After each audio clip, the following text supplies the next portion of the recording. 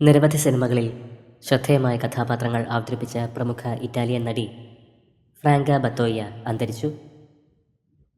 2 പതിറ്റാണ്ടുകാലം cinema രംഗത്ത് നടി സജീവമായിരുന്നു.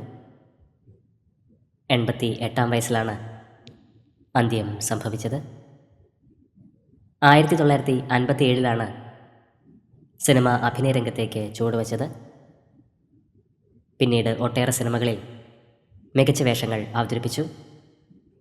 The seventh floor, the last man on earth, the man of straw എന്നീ സിനിമകളിലെ നടിയുടെ പ്രകടനം ലോകശ്രദ്ധ പിടിച്ചുപറ്റി.